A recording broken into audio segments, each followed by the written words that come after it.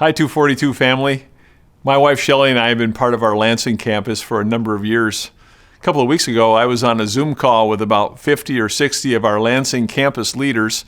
We hadn't seen each other in a while, and it was good seeing their faces and talking with them. If you're like me, you're really missing people, aren't you? We've basically been in our own homes with little outside connection. I mean, Zoom calls are helpful, but they're still a far cry from being live and in person. Even though I'm missing connecting with people, I believe that God is in control. He's not surprised by any of this coronavirus pandemic, and that's a comforting thought. Our church has been weathering this challenging situation in ways that have been quite encouraging. In spite of not gathering all together at our physical locations, we're seeing some positive things happening. Every single week since the COVID crisis began, we have seen people commit their lives to Christ and get baptized. We have seen more than 50 new small groups begin, and over 700 new people are part of those groups. That's fantastic. And your generosity has been very encouraging too. Most recently, we've been able to help make an impact in the Saginaw Midland area with some of the flood victims.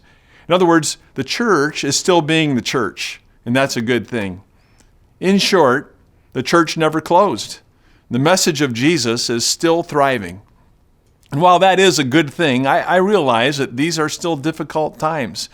You may be facing an economic challenge that wasn't on the horizon at the beginning of this year. Maybe your health is of some concern and you're afraid of this virus. I understand. Have you been working from home for weeks and need more real-life interactions? I do. I also know that anxiety is starting to plague many. And tuning in to online church and participating in online small groups has been helpful, but it really isn't quite the same, is it? Maybe you're looking forward to gathering with our church family once again. I get it, and I'm looking forward to that too. Our biggest question these days is, when is that going to happen? Now, I'm no modern day prophet, that's for sure, and we're continuing to try to be a good neighbor in our communities. We have a solid reputation in the areas where our campuses are located, and that's important. We've had a number of opportunities that have come our way as a result. With the mindset of being a good neighbor, our COVID reemerging task force has recommended that we follow along with the state's reopening plan. Our plan is aligned with the state's plan. A reasonable prediction will place us in phase 5 of that plan.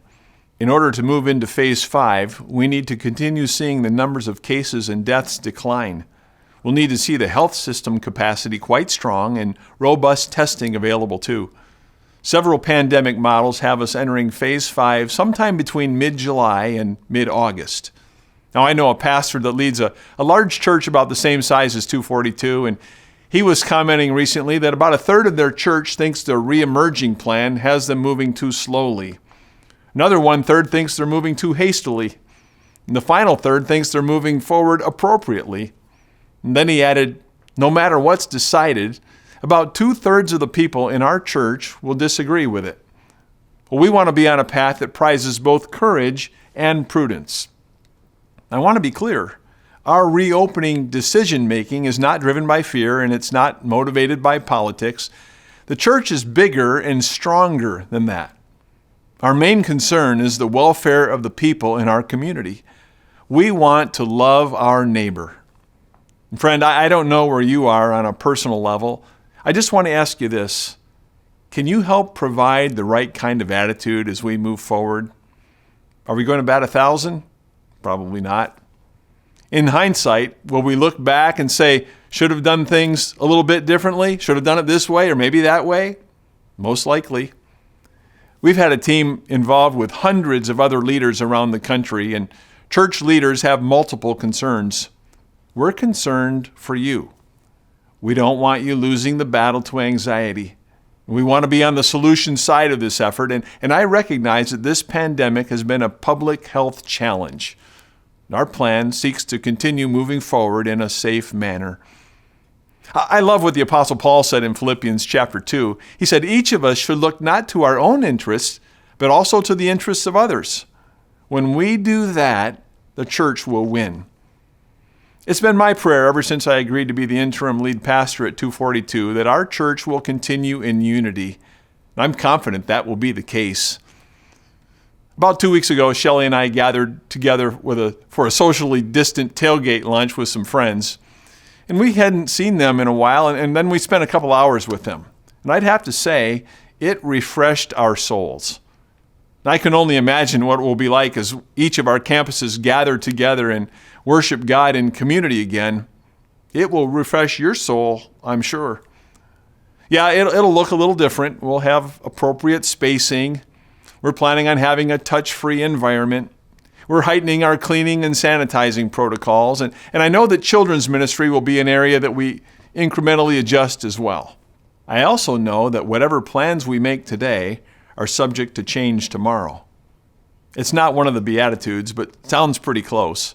Blessed are the flexible, for they shall not get bent out of shape. Like you, I long for the day when church on Zoom gives way to church in a room.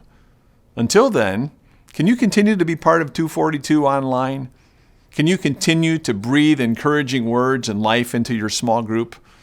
Can you serve God where He provides an opportunity? As we continue focusing on our mission, your generosity is greatly appreciated too. I'm praying for you. Will you do the same for me as we continue helping people take next steps with God together? I hope to see you soon.